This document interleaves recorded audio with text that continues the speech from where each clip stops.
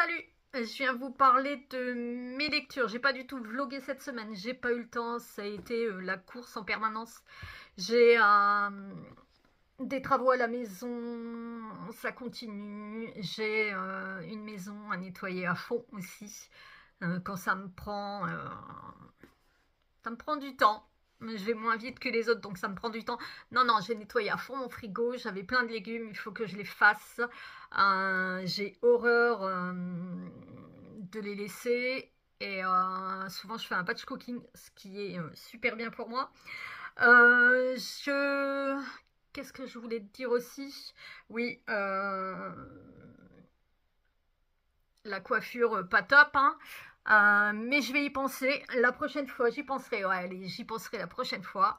J'ai la couleur à refaire, ouais, je vais la refaire aussi.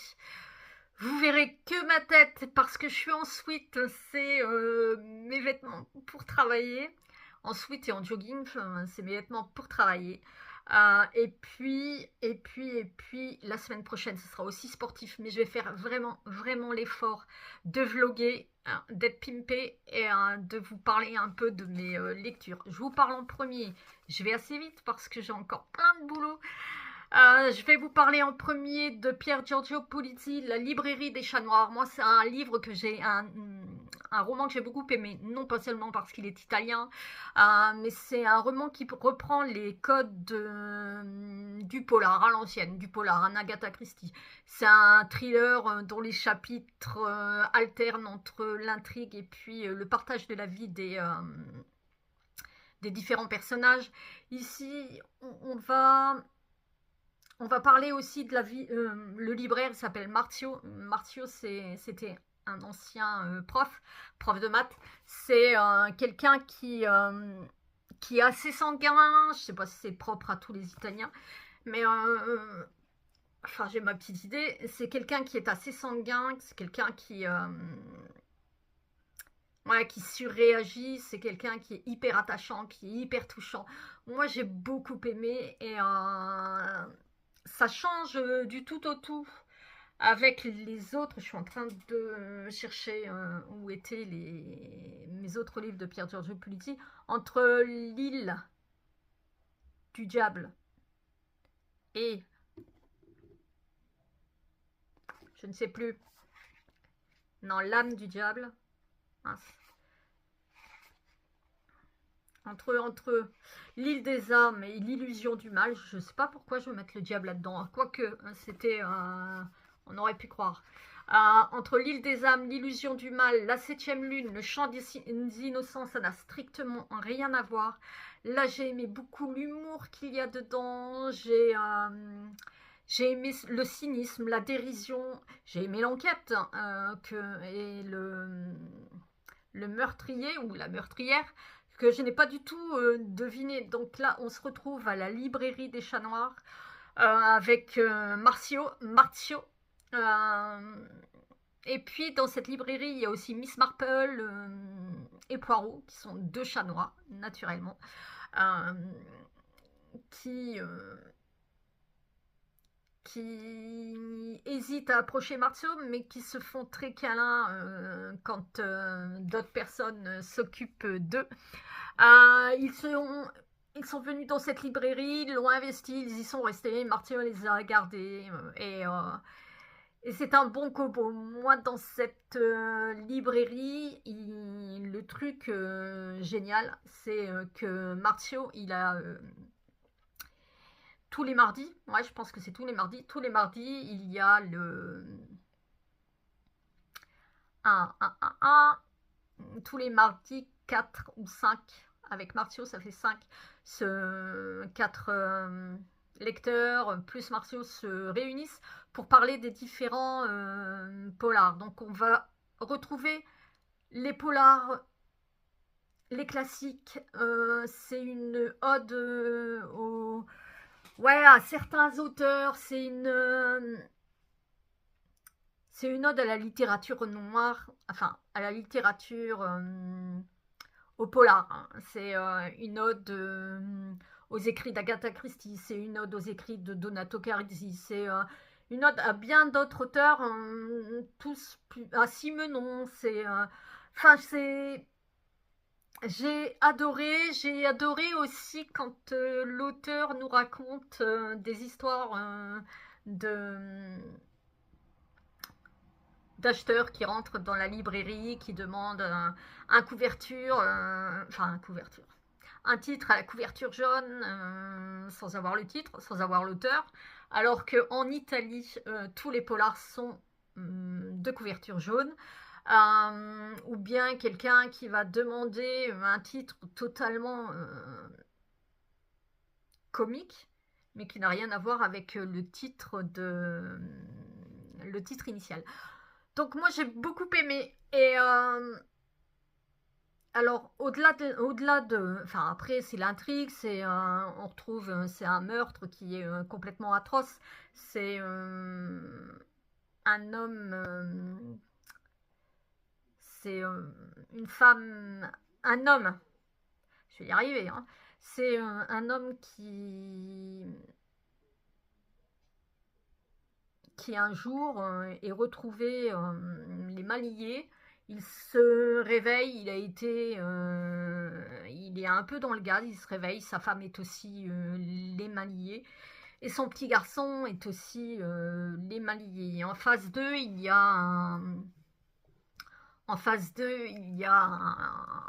un meurtrier qui a un sablier et qui donne 60 secondes à, à l'homme, tout au moins dans le premier meurtre, hein, je vous le raconte, mais c'est tout au début et après, je vous dirai plus rien, je ne spoilerai plus. Cet homme, enfin ce meurtrier demande à cet homme qui a les poings liés, il a 60 secondes pour choisir à qui ira la balle, soit le fils, soit la femme. Alors c'est difficile pour l'homme parce qu'il ne veut pas, donner le nom de sa femme et il ne veut surtout pas donner le nom de son fils. Mais il y a un moment, il faudra choisir. Sa femme le supplie, donc c'est sa femme qui sera décédée. Donc ce meurtre, il y a 2 policiers qui vont le prendre en charge et dans ces 2 policiers, il y a l'ami de Marzio. Et le club des polardeux, comme je dis, le club de ceux qui se réunissent, le club de ceux qui se réunissent vont donner un coup de main parce qu'ils ont déjà donné un coup de main. Donner un coup de main de par leur déduction, par leurs interrogations. Et j'ai trouvé ça très intéressant, très... très... Je m'attendais vraiment à un cosy mystery. Ça en est un, oui, mais sauf qu'il y a des thématiques qui sont assez fortes, moi je trouve. Comme la violence, la culpabilité, la violence sur les femmes, la culpabilité, des maux de notre société. Et je trouve ça hyper intéressant, la maladie également. Et moi, ce que j'ai trouvé aussi, l'enquête se déroule de fait d'avoir aussi la vie de Marzio, l'alternance des chapitres, et moi j'ai aimé ce livre, même si les meurtres sont d'une ignominie, enfin c'est se retrouver devant un choix atroce. Et puis quand la réalité se dévoile, euh, on reste sans voix. Je vais pas dire moi ce que j'ai ressenti, mais j'ai ressenti... Ah si, je vais dire ce que j'ai ressenti. Moi, j'ai beaucoup aimé ce livre, j'ai beaucoup aimé l'auteur. C'est une écriture fluide, on est embarqué, les dialogues, c'est truculent, c'est succulent. Les portraits sont... Ouais, c'est très pittoresque, très atypique. Moi, j'ai souri régulièrement, souri souvent devant l'impatience de Marzio, devant parfois son ironie face à des situations cocasses. Moi, dans ce livre, ouais, Martiaux, c'est un personnage que j'aimerais retrouver. Je trouve, ouais, super attachant. Il y a quelque chose qui, à la fin, m'a fait énormément... Enfin, m'a ému, m'a beaucoup ému. Et c'est vrai que c'est un personnage que j'aimerais bien retrouver. On ne sait jamais, on verra bien. Si vous le pouvez, lisez-le. Je vous assure, il est vraiment... Il fait à la fois du bien et il pose aussi les questions. Et le tueur, je vous dis pas, mais ouais, il vaut le détour. Je vais attacher mes cheveux. Tant pis, vous aurez droit à mes cheveux blancs et à une comment ça s'appelle, ma fille dirait à une... Non, je vais pas laisser comme ça, c'est pas possible. À une mince, une coiffure des années 80. Ah, il faut que je les attache quand même, parce que sinon je vais être toujours en train de les... Bon, j'ai pas le choix. Je fais comme ça. Vous aurez le droit à mes cheveux blancs, là, pour le coup. Hop, tant pis, hein. C'est là, là, surtout. Là, là, là. Je m'accroche pas trop, sinon vous allez voir. Ça va être hyper... c'est quelque chose qui... Enfin, que je ne supporte pas. Le cheveu blanc, c'est... je le fais cette semaine. Non, ce week-end. Ce week-end, je le fais. Je vais vous parler de La part des lâches. La part des lâches, c'est un livre de Marguerite Bouttrol. La part des lâches, c'est en pleine période de remise en question professionnelle et amoureuse. Abby décide de quitter Paris pour rejoindre une maison isolée au cœur de l'Auvergne. Accueillie par sa meilleure amie, Jet, elle y fait la connaissance de Sarah, Henry et Tom et se coule dans un quotidien nouveau. Mais peu habituée à la vie en groupe, elle ressent vite le besoin de troquer les murs partagés par la quiétude de la forêt. Ce livre, il est... on s'aperçoit très vite que Abby... Ouais, que Abby, elle ne trouve pas sa place. Elle n'est pas faite pour vivre en communauté. Non, elle préfère la quiétude de la forêt, la solitude aussi. Il est difficile dans cette vie qui, qui déroule à une vitesse dont on ne peut s'imaginer. J'ai l'impression que je me prends un mur tellement ça va vite, mais je pense que je me prends un mur à la fin. Mais dans ce monde où il est difficile de trouver sa place, il est aussi difficile de se respecter, de respecter les autres devant la violence, devant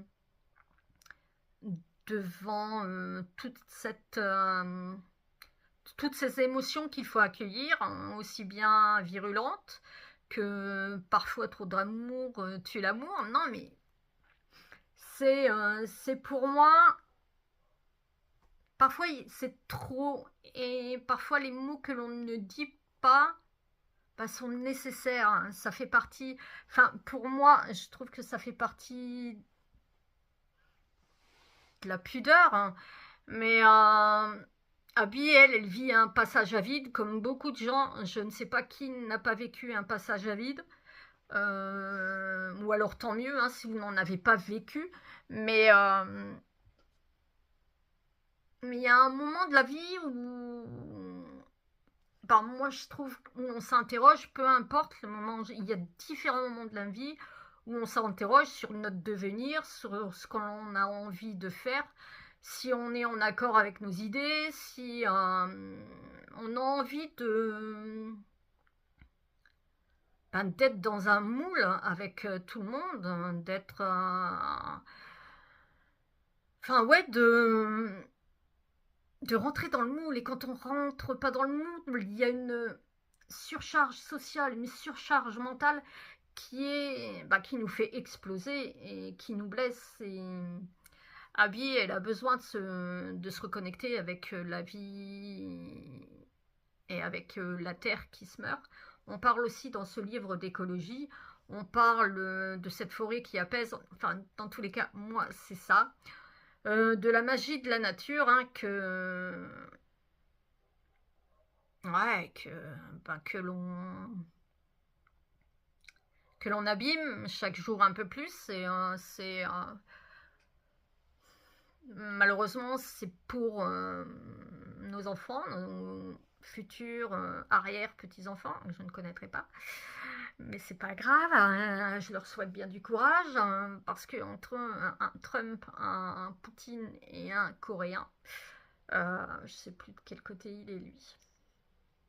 Et bon, on n'est pas sorti de l'auberge. Je me dis que c'est pas vrai, les gens ne peuvent pas faire ce genre de choses. Mais si, apparemment. Donc, l'autrice avec Abby, elle nous amène à nous interroger sur la société, à réfléchir à notre place, à l'idée que l'on se fait de nous-mêmes, l'idée que l'on aimerait, enfin ce que l'on aimerait réellement, est-ce que le boulot dans lequel on est nous fait du bien? Est-ce qu'il ne faut pas mieux se remettre en question, quitte à reprendre des études pour trouver ce qui nous plaît? Je n'ai toujours pas trouvé le moment pour arrêter ma caméra de bouger. Moi, j'ai ressenti l'énergie. Moi j'adore mettre les mains dans la terre, hein. Je dis toujours que je retournerai à la terre et j'aimerais être dans mes tulipes et que l'on remue cette terre. J'ai ressenti l'énergie tellurique de la terre, celle que l'on touche avec les doigts. Moi j'y retourne souvent. J'aime la terre, j'aime une forêt, j'ai un attachement, enfin un attachement à Abby, mais pour moi, j'aime profondément la nature. C'est un besoin, c'est nécessaire. Le fait d'être en fauteuil roulant, c'est plus compliqué. Mais avant, il y a un petit moment, ouais, c'était quelque chose de nécessaire. Tout comme courir, pour moi, était une nécessité pour me sentir bien. Et me retrouver en pleine forêt ou me regarder me retrouver en pleine forêt et regarder la mer, ça je le peux, mais ouais, ça me faisait un bien fou et parfois ça me manque. Et je pense que si on prenait un peu plus de temps de se reconnecter avec ce qui nous entoure, et ben le monde serait peut-être moins fou. Et c'est de cela que Marguerite Bouttrol nous parle. Donc je vous invite à le lire. Et moi j'ai aimé cette couleur encre. Moi j'ai aimé énormément les dessins. J'ai aimé le monochrome. Non, je sais plus comment. La monochromie. Je suis nulle. La monochromie de ce livre. Donc moi je vous invite fortement à lire ce livre. Je vais pas le mettre si près. La part des lâches. Ouais, je vous invite fortement à le lire. Il est hyper intéressant. Il est sorti chez Rivage. Et ouais, j'aime beaucoup.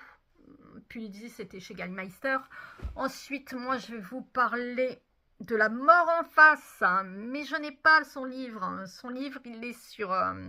je l'ai lu sur NetGalley. La mort en face, c'est de Antonio Lanzetta. C'est chez Mera Édition. Alors, dès les premières pages, on est pris à la gorge par un meurtre atroce. C'est une jeune femme de 19 ans qui a été violée, qui a été tuée par je ne sais plus si c'est un pic à glace. Au niveau de la gorge, on lui a planté un pic à glace, sauf qu'elle n'est pas morte tout de suite. Elle s'est étranglée avec son sang. À côté de ça, on a Massimo Trotta, qui est un policier qui vient tout de suite sur les lieux. Il appelle Lydia Basso, qui est psy, qui est maître de conférences en université et qui vient sur place pour aider Massimo. parce qu'elle aide aussi la police, tout en sachant que Massimo est son frère adoptif. Ils ont été élevés tous les deux, ils ne sont pas du tout frères, hein, ils n'ont aucun lien de sang, mais ils ont été élevés tous les deux par Clélia, qui est une... ouais, Clélia, qui est Marco, et Clélia, elle est libraire. Ils ont été élevés tous les deux, je me dépêche, je vois 20 minutes, j'en peux plus. Ils ont été élevés tous les deux par Clélia et Marco. Ils ont un passé traumatique tous les deux, que l'auteur nous distille au fur et à mesure des chapitres. Moi, j'ai aimé dans ce livre l'alternance des chapitres entre Lydia et le garçon. Le garçon, c'est Matteo, ou X. Lui, il préfère qu'on l'appelle X parce que Matteo n'est pas son nom. Matteo, c'est un jeune homme de presque 17 ans qui a été enfermé à l'âge de 17 ans à l'Institut psychiatrique de Santa Croce. C'est un jeune homme qui a un passé sanglant, qui a subi des atrocités qui sont innommables, qui vont au-delà de la noirceur humaine. C'est pire que l'abîme. J'ai été...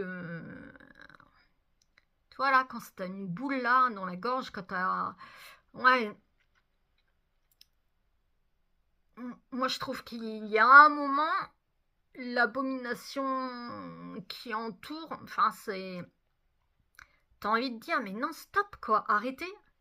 Pourquoi telles atrocités existent aussi, en fait, parce qu'on a déjà entendu ce genre de choses. Donc, ouais, alors, il a un passé flou, hein, Matteo, c'est assez opaque. C'est un petit garçon qui a été retrouvé à l'âge de 7 ans dans la ferme de l'horreur. Vous découvrirez, si vous lisez ce livre, et je vous invite fortement à le lire, ce livre, donc dans cette ferme de l'horreur, c'est un surnom tristement célèbre, hein, pour Matteo. Et alors, Matteo, il ne parle pas, il ne communique quasiment pas, il reste dans son monde, il intériorise énormément parce qu'il ne veut pas laisser les ombres l'envahir, il ne veut pas laisser la violence sortir. On aimerait l'aider, on aimerait l'entourer, le prendre dans ses bras, on aimerait lui dire je t'aime, effacer les abîmes qu'il porte en lui, et en même temps, Matteo, il se retrouve à Santa Croce pour quelque chose de bien particulier. Donc, Matteo, il interpelle la curiosité des enquêteurs, hein. Je vais faire le lien avec l'intrigue. Il interpelle les enquêteurs parce que le soir de la mort d'Elena Perna, parce qu'il y a Elena Perna qui est morte, c'est elle, ce meurtre atroce dès le départ. Le soir de la mort d'Elena Perna, Massimo, il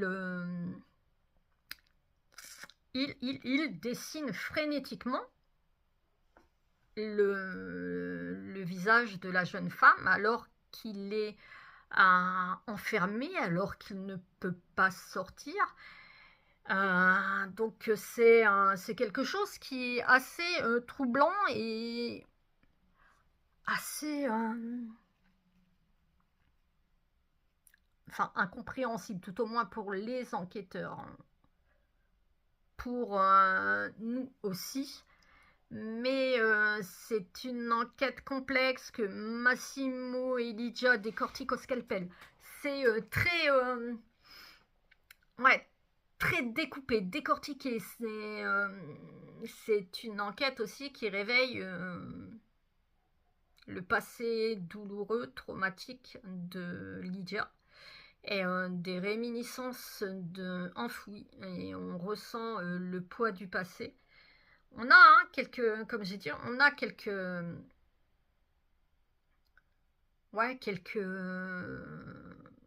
l'auteur nous distille quelques échantillons du passé de Lydia. Et je trouve qu'avec Matteo, ils ressentent tous les deux quelque chose qui les relie en fait. C'est la souffrance qu'ils portent toujours en eux. Et moi j'ai trouvé que c'était un roman aux touches, ben, c'est pas que j'ai trouvé, c'est un roman aux touches surnaturelles, c'est un roman parfois irrationnel, c'est qui effleure les croyances. Alors on y croit, on n'y croit pas, c'est propre à chacun. Moi, je parle pas de croyances, moi c'est un sujet qui m'intéresse énormément. J'aime beaucoup, beaucoup quand on parle de ces choses-là. Et ouais, ça m'interpelle. Ouais, non, j'aime beaucoup ce genre de choses. Donc c'est un thriller gothique qui est haletant, aux fantômes évanescents qui reviennent hantés et qui reviennent de l'antre des morts. Je vous invite vraiment, vraiment, si vous ne connaissez pas Antonio Lanzetta, lisez-le. Il a écrit Le mal en soi, l'homme sans sommeil, que j'ai toujours dans ma palle.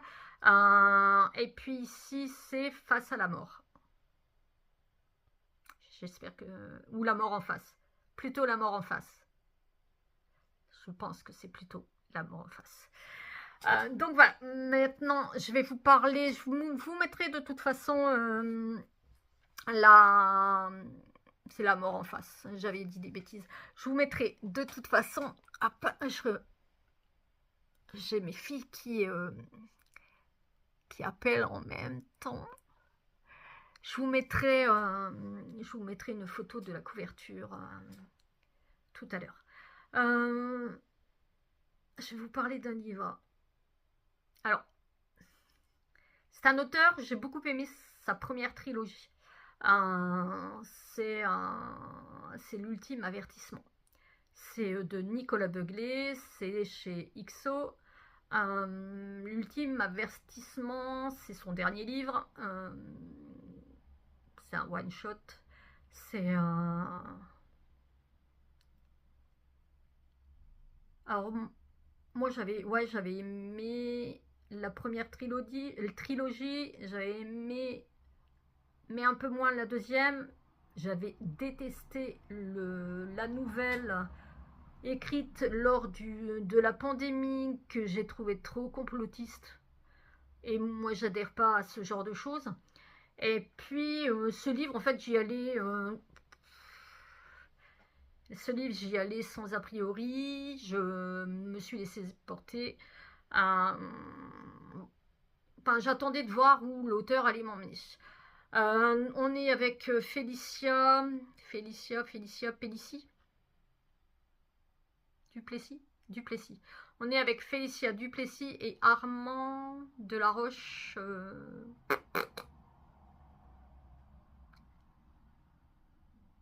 Armand. Non. De Bord-des-Rives. Ça doit être ça. Armand de Bord-des-Rives, Delaroche. Armand de Bord-des-Rives. Donc, on est avec ces deux personnages qui forment un couple atypique.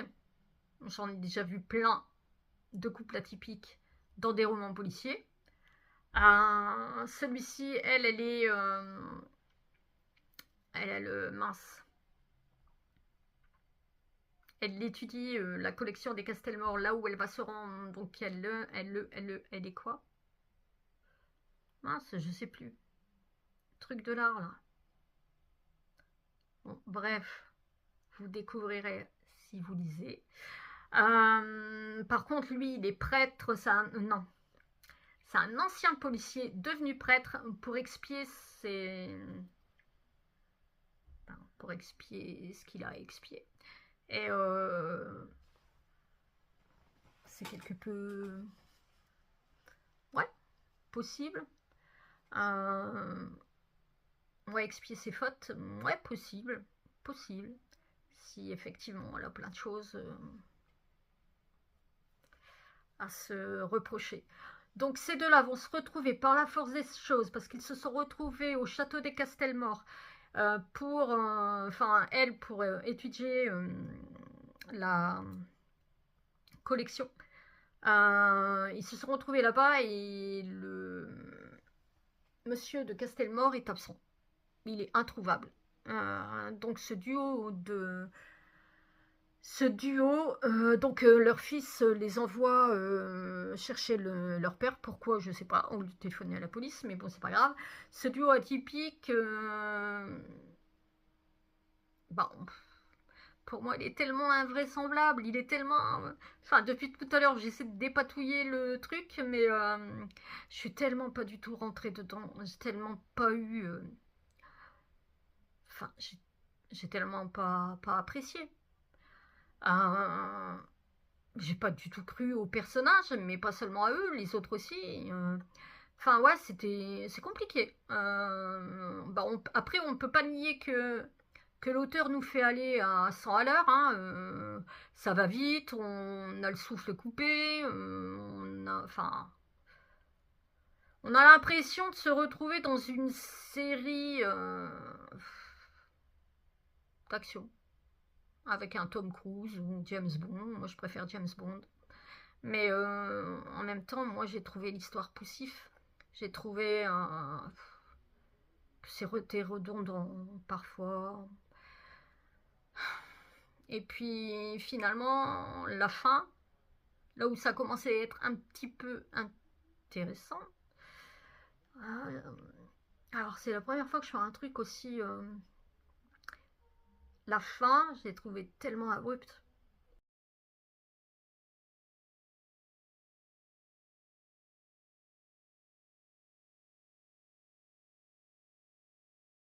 Désolée, tout est tombé. Là, vous m'avez en plus de travers, mais c'est pas grave.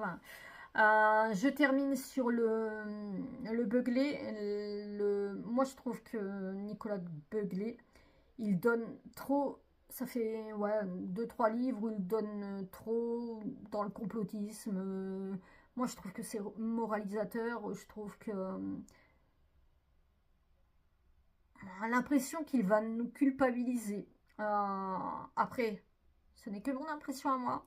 Ce n'est... ouais, ce n'est que mon impression. Je me suis finalement ennuyée. Maintenant, d'autres l'ont aimé. Mon homme, il l'a lu, il a aimé. Maintenant, j'ai un peu plus de lecture derrière moi. Mais non, on n'aime pas forcément la même chose. On n'attend pas forcément la même chose des livres. Donc, peut-être vous aimerez. Et tant mieux. Et tant mieux. Et heureusement que nous n'avons pas... Si je fais encore bouger mon truc... Et je vais le faire bouger hein, en plus. Heureusement que nous n'avons pas tous les mêmes envies et les mêmes attentes.